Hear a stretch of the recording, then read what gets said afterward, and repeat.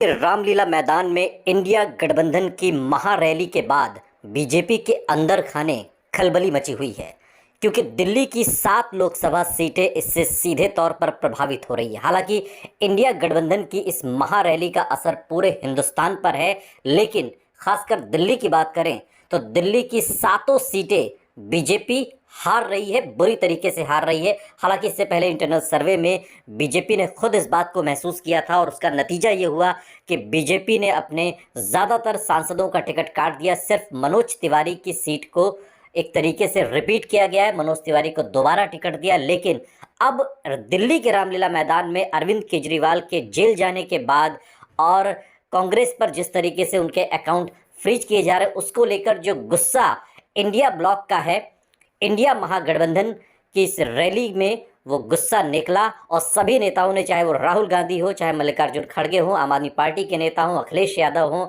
उद्धव ठाकरे हों, सभी ने एक सुर में बीजेपी को इलेक्टोरल बॉन्ड पर घेरा और जनता को ये समझाने की कोशिश की कि बीजेपी किस तरीके से इलेक्टोरल बॉन्ड में फंस गई है और ये राज उजागर ना हो, ये चोरी उजागर ना हो। इसको लेकर अब बीजेपी अंदर खाने पूरी तरीके से हिल गई है और जो लोगों का जो रुझान जिस तरीके से दिल्ली के रामलीला मैदान में नजर आया, उससे ये साफ लग रहा है कि दिल्ली की सभी 7 सीटें बीजेपी हार रही है। कैसे, इसको सिलसिलेवार आप समझने की कोशिश करिए। लोकसभा चुनाव का बिगुल बज चुका है। हर राजनीतिक दल अपने अपने स्तर पर अपनी अपनी गोटियां फिट कर रहा है और तैयारी है 2024 के इस महाचुनावी समर को जीतने की। चाहे बीजेपी हो, चाहे कांग्रेस हो, आम आदमी पार्टी हो या कोई भी दल, हर दल इस कोशिश में है कि कैसे एक दूसरे से आगे निकला जाए। इस रेस में अभी कुछ महीनों पहले के जो सर्वे थे, अगर उस पर गौर करें तो बीजेपी आगे बढ़ती हुई दिखाई देती थी। लेकिन जैसे जैसे चुनाव नज़दीक आ रहा है, वैसे वैसे बीजेपी अपने विरोधियों से यानी कि इंडिया गठबंधन से कहीं ना कहीं पिछड़ती हुई नज़र आ रही है और ये बात बीजेपी के आरएसएस के इंटरनल सर्वे में भी ये बात सामने आई है। आज के इस वीडियो में हम आपको देश की राजधानी दिल्ली की 7 लोकसभा सीटों का पूरा गणित समझाएंगे। 2014 की भी बात होगी, 2019 की भी बात होगी और 2024 की भी बात करेंगे। लेकिन जो सर्वे सामने आ रहे हैं लगातार तमाम न्यूज़ चैनल्स के, जो इंटरनल सर्वे हैं या फिर आरएसएस और बीजेपी ने जो खुद से अपना इंटरनल सर्वे कराया है या फिर अन्य राजनीतिक दल और एजेंसियां जो सर्वे कर रही हैं, बीते 6 महीने में और 6 महीने के बाद अब जब चुनाव के मुहाने पर देश खड़ा है, बीजेपी इंडिया गठबंधन से देश की राजधानी दिल्ली में किस तरीके से पिछड़ रही है, इसे आप आज समझिए। सबसे पहले देश की राजधानी दिल्ली की बात करेंगे और दिल्ली की 7 लोकसभा सीट में सबसे पहले बात होगी नई दिल्ली सीट की। नई दिल्ली सीट जिस पर 2014 से लेकर अब तक बीजेपी का कब्जा रहा और मीनाक्षी लेखी वहां से बम्पर वोट से जीतती रही, लेकिन इस बार एंटी इनकम्बेंसी का डर और जो इंटरनल सर्वे में बीजेपी पिछड़ती हुई दिखाई दे रही थी, इसको देखते हुए संघ और बीजेपी ने ये रणनीति बनाई कि कैंडिडेट बदल दिए जाएं, जिसका नतीजा ये हुआ कि बीजेपी ने नई दिल्ली लोकसभा सीट से मीनाक्षी लेखी का टिकट काट दिया, ये हम सभी जानते हैं। लेकिन वो मीनाक्षी लेखी जो 2014 और 2019 में बम्पर वोटों से जीतती रहीं, आखिर ऐसा क्या हो गया कि दिल्ली में आम आदमी पार्टी और कांग्रेस के एक साथ मिल जाने से मीनाक्षी लेखी बीजेपी नई दिल्ली सीट पर कमज़ोर हो गई। सबसे पहले 2014 के आंकड़ों के माध्यम से समझने की कोशिश करिए। जो कैंडिडेट थे मीनाक्षी लेखी नई दिल्ली सीट से, आम आदमी पार्टी ने 2014 में आशीष खेतान को टिकट दिया था, तो कांग्रेस ने अजय माकन को टिकट दिया था और रवि कुमार गुप्ता एक निर्दलीय के तौर पर थे जिन्होंने अच्छी फाइट दी थी और सोलोमन जॉर्ज बीएसपी ने कैंडिडेट उतारा था। ये हम 2014 की बात कर रहे हैं और 2014 से 2019 और 2024 तक आपको लेकर आएंगे और सिलसिलेवार तरीके से आप समझने की कोशिश करिए कि कहां पर बीजेपी को ये एहसास हो गया है कि वो नई दिल्ली सीट हार रही है। 2014 में मीनाक्षी लेखी को 4,53,350 वोट मिले और 1,62,708 वोटों से आशीष खेतान को मीनाक्षी लेखी ने हरा दिया। 49.25% वोट मिले थे, जबकि आशीष खेतान को जो आम आदमी पार्टी के कैंडिडेट थे 2014 में 2,90,642 वोट मिले और वोट का जो परसेंटेज था वो 31.57% था। वहीं कांग्रेस के अजय माकन को 1,82,893 वोट मिले और जो वोट परसेंटेज था, जो शेयर था, वो 19.87 का था। इसके अलावा जो निर्दलीय थे 20,028 वोट मिले रवि कुमार गुप्ता को, 2.18% वोट। बीएसपी ने यहाँ पर 6,000 के करीब वोट हासिल किए, 6,088, और 0.66% वोट नई दिल्ली सीट पर 2014 में मिला था। अब यहीं से बीजेपी का जो किला है वो ध्वस्त होना शुरू हो जाता है कि अब आम आदमी पार्टी और कांग्रेस को अगर मिला दिया जाए तो ये आंकड़ा बीजेपी को 2014 में ही चुनौती देता हुआ दिखाई देता है, तब जब ये कहा जा रहा था कि पूरे देश में मोदी की लहर है, प्रधानमंत्री मोदी की लहर के आगे कोई टिकेगा नहीं। लेकिन जब इसी नई दिल्ली सीट पर हम 2019 में आते हैं, जब एक बार फिर मीनाक्षी लेखी को बीजेपी ने उतारा और मीनाक्षी लेखी पिछली बार से ज़्यादा वोटों से यहाँ पर सामने आती हैं। 5,04,206 वोट मीनाक्षी लेखी को मिलते हैं और 2,56,504 वोटों से मीनाक्षी लेखी ने हराया। वोट परसेंटेज भी मीनाक्षी लेखी का 2019 में बढ़ता हुआ दिखाई देता है, 54.77%।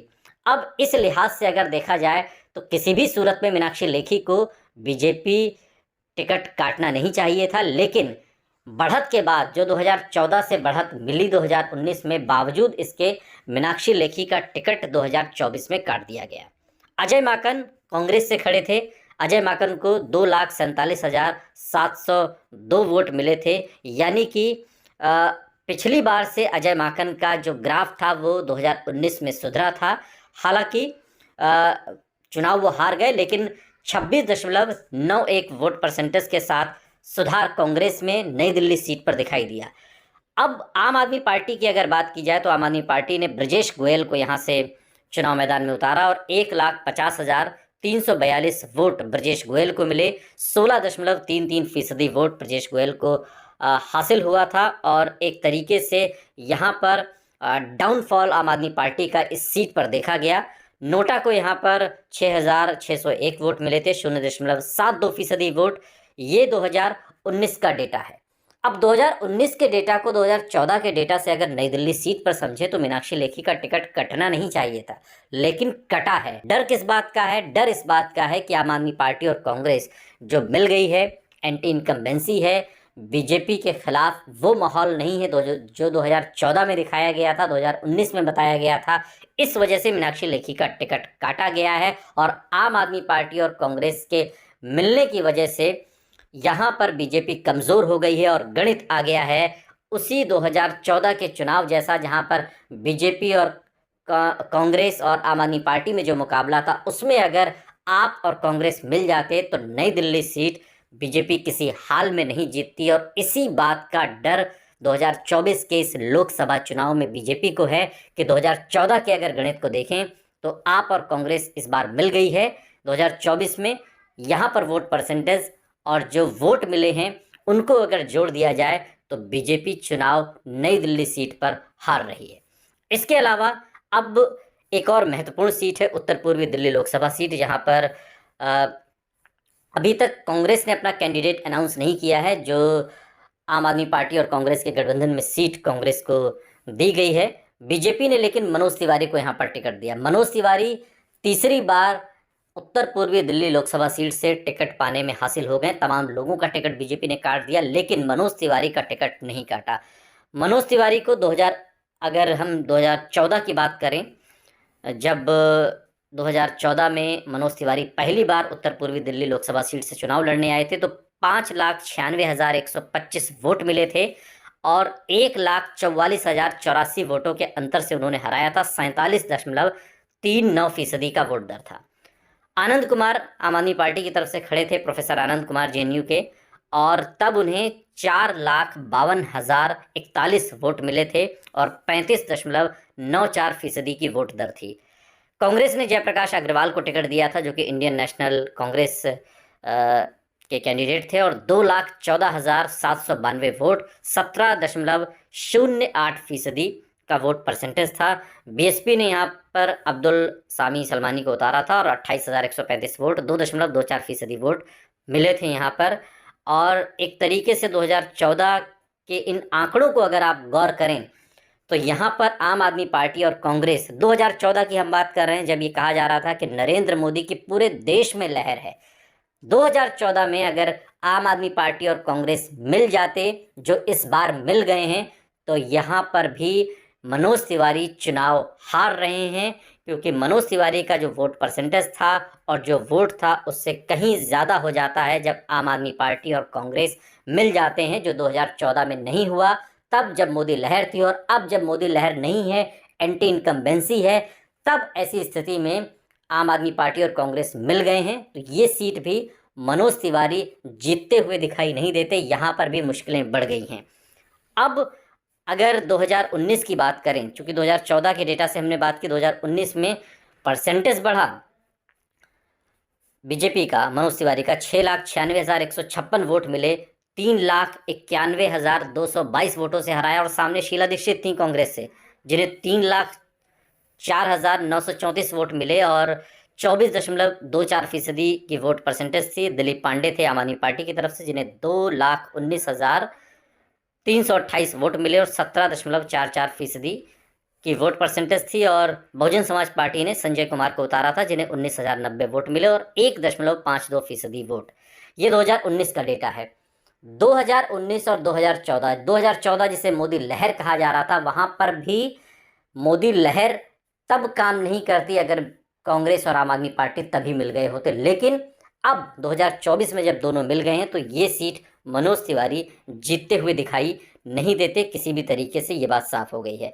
अब आप दिल्ली की तीसरी सीट पर आइए, जो पश्चिमी दिल्ली की लोकसभा सीट है, जहां पर प्रवेश वर्मा बीजेपी के कैंडिडेट 2 बार रहे, 2014 में, 2019 में, लेकिन इस बार उनका टिकट काट दिया गया है। लेकिन 2014 के नतीजों से शुरुआत करते हैं। प्रवेश साहिब सिंह वर्मा के वो बेटे हैं जो कि दिल्ली के पूर्व मुख्यमंत्री रहे।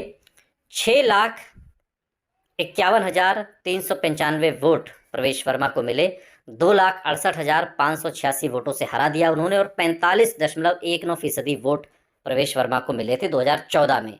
जबकि आम आदमी पार्टी के जर्नैल सिंह को कितने मिले थे? 3,82,809 वोट, 26.55% का वोट परसेंटेज। कांग्रेस के महाबल मिश्रा को 1,93,266 वोट मिले और 13.41% की वोट परसेंटेज थी। और अब अगर इसे भी अगर उसी तरीके से जोड़ दिया जाए तो एक कड़ी चुनौती बनती है। लेकिन 2019 में जब हम आते हैं तो प्रवेश वर्मा की जीत का जो अंतर है वो बढ़ जाता है। वोट मिलते हैं उन्हें 8,65,648। सोचिए, इतने ज़्यादा वोट मिलने के बावजूद भी प्रवेश वर्मा का टिकट काट दिया। तो आप जो बीजेपी की घबराहट है, जो बीजेपी का इंटरनल सर्वे है, उसमें जो बात सामने आई है उसे आप समझने की कोशिश करिए। 5,78,486 वोटों से प्रवेश वर्मा ने चुनाव हराया था और 60% वोट मिले थे। 60%, 60.05% वोट। जबकि महाबल मिश्रा को 2,87,162 वोट मिले थे। यहाँ पर कांग्रेस का जो वोट परसेंटेज है और जो मत है वो बढ़ा था, 19.92% वोट 2019 में मिले। आम आदमी पार्टी ने बलबीर सिंह जाखड़ को उतारा था आम आदमी पार्टी ने और 2,51,873 वोट मिले थे, जबकि वोट परसेंटेज था 17.47%। सीता सरन सेन बहुजन समाज पार्टी के कैंडिडेट और 13,269 वोट मिले थे। 1% से कम वोट उन्हें हासिल हुआ था। लेकिन अब आप सोचिए, प्रवेश वर्मा जिन्होंने इतनी बम्पर जीत की, तकरीबन 5,78,000 वोटों से चुनाव हराया, उनका टिकट काट दिया। वजह क्या है? वजह है एंटी इनकम्बेंसी, वजह है आम आदमी पार्टी और कांग्रेस के गठजोड़ के बाद बीजेपी का कमज़ोर होना। और ये बात बीजेपी भी समझ रही है, लिहाजा कैंडिडेट बदल दिया कि यहाँ पर उस तरीके की फजीयत ना हो जो शायद प्रवेश वर्मा के रहते होती। लेकिन अब आम आदमी पार्टी और कांग्रेस का गठजोड़ है तो ऐसे में चुनौती यहाँ पर भी कड़ी हो गई है। अगली सीट पर आइए, पूर्वी दिल्ली सीट लोकसभा की, और यहाँ से गौतम गंभीर बीजेपी के सांसद रहे जिनका टिकट काट दिया गया है। शायद उन्हें पहले बताया भी नहीं गया था, अचानक से उन्होंने ट्वीट करके अनाउंस कर दिया कि मैं राजनीति छोड़ रहा हूँ, सक्रिय राजनीति। लेकिन जो वोट परसेंटेज है ज़रा आप उसे समझने की कोशिश करिए। यहाँ पर 2014 में जो बीजेपी के कैंडिडेट थे महेश गिरी, उन्हें 2019 में टिकट नहीं दिया। 2019 में गौतम गंभीर को टिकट दिया तो 2024 में गौतम गंभीर का टिकट काट दिया। यानी कि पूर्वी दिल्ली पर बीजेपी प्रयोग करती रही है। 2014 में आइए, बहुजन समाज पार्टी, आम आदमी पार्टी, कांग्रेस, बीजेपी चारों की यहाँ पर फाइट थी, लेकिन महेश गिरी जो बीजेपी से थे उन्हें 5,72,202 वोट मिले और 1,90,463 वोटों से हराया। 39.15% वोट मिले। ये तब हुआ जब प्रधानमंत्री मोदी की लहर कही जा रही थी। आम आदमी पार्टी ने राजमोहन गांधी को टिकट दिया था और वो 3,81,739 वोट पाने में कामयाब रहे और 26.12% वोट मिला। कांग्रेस के संदीप दीक्षित 2,03,240 वोट उन्हें मिले और तीसरे नंबर की पोजीशन थी। 13.91% वोट मिला और बीएसपी ने 18,575 वोट हासिल किए थे 1.27% वोट परसेंटेज के साथ में। ये 2014 का डेटा है और 2014 का डेटा से आप समझने की कोशिश करिए। तब का है जब कहा जा रहा था कि पूरे देश में मोदी की लहर है और अगर उस लहर में भी कांग्रेस और आम आदमी पार्टी मिल जाते तो ये सीट निकालना 2014 में ही मुश्किल हो जाता। लेकिन 2019 से भी समझने की कोशिश करिए। 2019 में बीजेपी गौतम गंभीर को टिकट देती है, महेश गिरी का टिकट काट देती है और गौतम गंभीर को 7,87,799 वोट मिलते हैं। 3,66,102 वोटों के अंतर से उन्होंने हराया। 53.9% वोट हासिल किया, यानी कि पिछली बार से ज़्यादा बीजेपी को वोट मिले। बावजूद इसके गौतम गंभीर का टिकट कट गया। क्यों? क्योंकि एंटी इनकम्बेंसी है। क्यों? क्योंकि बीजेपी और आरएसएस के खुद के इंटरनल सर्वे में ये बात सामने आई कि बीजेपी सीट पर बहुत कमज़ोर है। अरविंदर सिंह लवली को कांग्रेस ने यहाँ से टिकट दिया था जो 4,21,697 वोट उन्हें हासिल हुए थे। 28.85% वोट मिला था।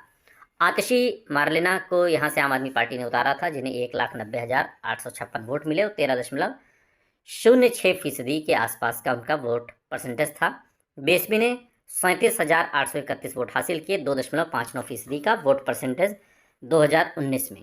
यानी कि 2019 में बीजेपी का जो वोट था वो बढ़ा, लेकिन 2014 में जब बम्पर लहर कही जा रही थी तब अगर आम आदमी पार्टी और कांग्रेस मिल जाते तो बीजेपी चुनाव न जीत पाती दिल्ली के अंदर। यही इस बार हो रहा है। यही गलती बीजेपी को अपनी समझ में आ रही है, जिसको लेकर उसने कैंडिडेट भी अपने सारे बदल दिए और जिससे कि फजीहत कम हो। लेकिन अगली सीट पर आइए, चांदनी चौक लोकसभा सीट, जहां पर 2014 में डॉक्टर हर्षवर्धन को टिकट दिया गया और 2019 में उन्हें रिपीट किया गया। डॉक्टर हर्षवर्धन को 4,37,938 वोट 2014 में मिले और 1,36,320 वोटों से उन्होंने हरा दिया और 44.67% का जो वोट परसेंटेज है वो हर्षवर्धन को मिला। आम आदमी पार्टी ने 2014 में आशुतोष पत्रकार को टिकट दिया था जिन्हें 3,01,618 वोट मिले और 30.77% वोट परसेंटेज था। कपिल सिब्बल को 1,76,206 वोट मिले, 17.97% का वोट दर। दिलदार हुसैन बेग को जो इंडिपेंडेंट लड़े थे 28,605 वोट मिले और 2.92% की वोट परसेंटेज थी। यानी कि 2014 के आंकड़े जो साफ बता रहे हैं, किसी को कुछ समझने में तकलीफ नहीं होगी कि अगर बीजेपी को हराने के लिए कांग्रेस और आम आदमी पार्टी तब मिल गई होती तो ये चुनाव तभी जीत गई होती। लेकिन 2019 में आइए, डॉक्टर हर्षवर्धन यहाँ पर पिछली बार से ज़्यादा वोट हासिल करते हैं, 5,19,055 वोट, 2,28,145 वोटों से हरा दिया। 52.94% की वोट दर यहाँ पर रही। जयप्रकाश अग्रवाल को टिकट दिया गया था कांग्रेस की तरफ से, 2,90,910 वोट मिले और 29.67% की वोट परसेंटेज। आम आदमी पार्टी ने पंकज गुप्ता को टिकट दिया था और उन्हें 1,44,551 वोट मिले और 14.74% की वोट दर। और शाहिद अली बहुजन समाज पार्टी से रहे, बीएसपी से 9,026 वोट मिले, 1% से कम वोट। और ये भी इस बात की तरफ इशारा करता है कि अब 2014 वाली जो स्थिति है उसमें आम आदमी पार्टी और कांग्रेस जब मिल गई है तो बीजेपी को यहाँ भी एहसास है कि वो चुनाव हार रही है और हर्षवर्धन जैसे मंझे हुए एक तरीके से राजनीतिज्ञ का टिकट यहाँ पर काट दिया गया है और यहाँ से टिकट थमाया है हर्ष मल्होत्रा को और आम आदमी पार्टी से कुलदीप कुमार यहाँ पर 2024 के कैंडिडेट हैं। अब अगली सीट पर आइए, और जो सीट है दक्षिणी दिल्ली लोकसभा सीट की, जहां पर बीजेपी ने प्रवीण खंडेलवाल को टिकट दिया। हालांकि कांग्रेस के खाते में ये सीट आई, लेकिन कांग्रेस ने अभी कैंडिडेट अनाउंस नहीं किए हैं। लेकिन दक्षिणी दिल्ली में आप समझने की कोशिश करिए, रमेश विधोड़ी जिन्हें बीजेपी टिकट देती है 2014 में, रमेश विधोड़ी जिन्हें टिकट मिलता है 2019 में, रमेश विधोड़ी का टिकट कट जाता है 2024 में। क्यों? जब बम्पर वोट से जीत रहे हैं फिर टिकट क्यों काट दिया? टिकट इसलिए काट दिया क्योंकि एंटी इनकम्बेंसी है। टिकट इसलिए काट दिया क्योंकि कांग्रेस और आम आदमी पार्टी के मिलने से अब यहाँ पर बीजेपी को पता चल गया है कि उसकी हालत कमज़ोर हो गई है। 2014 के डेटा क्या कहते हैं? रमेश विधोड़ी बीजेपी 4,97,980 वोट मिले और 1,07,000 की लीड थी। 41.01% वोट मिले। कर्नल देवेंद्र सहरावत आम आदमी पार्टी से, उन्हें 3,90,980 वोट मिले थे 2014 में। और रमेश कुमार जो कि कांग्रेस के थे, उन्हें 1,25,213 वोट मिले और वोट परसेंटेज था 10.31% और आम आदमी पार्टी का 32.2%। अब आप समझिए, 14 में मिल जाते तो बीजेपी ये सीट तुरंत ही हार रही थी, तब जब कहा जा रहा था मोदी की लहर है। रूबी यादव इंडिपेंडेंट यहाँ से लड़ी थी और 2014 में 56,749 वोट मिले थे। 4% से ज़्यादा का वोट शेयर उनका था। 2019 में जब हम आते हैं तब रमेश विधोड़ी बीजेपी के टिकट पर 6,87,014 वोट हासिल करते हैं, पिछली बार से ज़्यादा। 3,67,043 वोट की लीड है, 56.58% का वोट शेयर है। तब भी टिकट काट दिया उनका। क्यों? क्योंकि बीजेपी को सच्चाई पता चल चुकी है। राघव चड्ढा आम आदमी पार्टी के कैंडिडेट थे और 3,19,971 वोट हासिल हुए, 26.35% का वोट परसेंटेज था। विजेंद्र सिंह 1,64,613 वोट उन्हें मिले और 13.56% की वोट परसेंटेज थी। बहुजन समाज पार्टी ने 14,761 वोट हासिल किए, 1.22% का वोट शेयर था। लेकिन 2024 में गणित बदल गया है। रमेश विधोड़ी अब मैदान में नहीं है, और मैदान में तब नहीं है जब इतनी अच्छे वोट से वो 2019 का पिछला चुनाव जीते हैं। अब उत्तर पश्चिमी दिल्ली लोकसभा सीट पर आइए, और बीजेपी ने हंसराज हंस को यहाँ टिकट दिया था और बीजेपी ने टिकट काट दिया था डॉक्टर उदित राज का, जो बाद में कांग्रेस में शामिल हो गए। 2014 से शुरुआत करते हैं। उदित राज कैंडिडेट थे, 6,29,860 वोट मिले थे, 1,06,802 की लीड थी, 44.9% का वोट शेयर था। आम आदमी पार्टी ने राखी बिरलान को उतारा था, जिन्हें 5,23,058 वोट मिले थे, बहुत कांटे की टक्कर, और 37.28% का वोट शेयर था। कांग्रेस से कृष्णा तीरथ थी, जिन्हें 1,57,468 वोट मिले थे, 11.22% का वोट शेयर। और बीएसपी ने बसंत पनवार को उतारा था, जिन्हें 21,485 वोट मिले थे और 1.53 का वोट शेयर था। अभी यहाँ योगेंद्र चंदोलिया बीजेपी ने इस सीट से उतारा है उन्हें 2024 में। लेकिन 2014 में ही वही बात फिर से रिपीट कि अगर कांग्रेस और आम आदमी पार्टी मिल जाती तो ये इलेक्शन ही वो हार रही थी 2014 में दिल्ली की सीट का। लेकिन 2019 में जब हम आते हैं तो हंसराज हंस को बीजेपी ने टिकट दिया, जिनका टिकट इस बार कट गया है। और तब टिकट कटा जब बहुत ही बम्पर लीड से जीते थे, 5,53,897 वोट से, और 8,48,663 वोट मिले थे हंसराज हंस को। 60% से ज़्यादा का वोट शेयर था, 60.49%। गुंगन सिंह आम आदमी पार्टी से उतरे थे, 2,94,766 वोट थे और 21.01% का वोट शेयर। राजेश लिलोथिया कांग्रेस से 2,36,882 वोट और 16.88% का वोट शेयर। नोटा को यहाँ पर 10,210 वोट मिले थे। और इस तरीके से ये सारा गणित है, और इस गणित के हिसाब से आप समझने की कोशिश करिए कि अगर ये चुनाव कांग्रेस और आम आदमी पार्टी मिलकर लड़ती 2014 में तो बीजेपी 7 सीटें हार जाती। और यही रणनीति आम आदमी पार्टी और कांग्रेस ने 2024 के लिए बनाई है, जिसका डर बीजेपी के अंदर खाने दिख रहा है। और नतीजा ये है कि बीजेपी ने अपने कैंडिडेट बदल दिए हैं, सिर्फ मनोज तिवारी को बरकरार रखा है। ये वीडियो आपको कैसा लगा हमें ज़रूर बताइएगा। साथ ही इस तरह के और वीडियोस के लिए सब्सक्राइब करिए आपका अपना यूट्यूब चैनल न्यूज़ पॉइंट, आपकी आवाज़।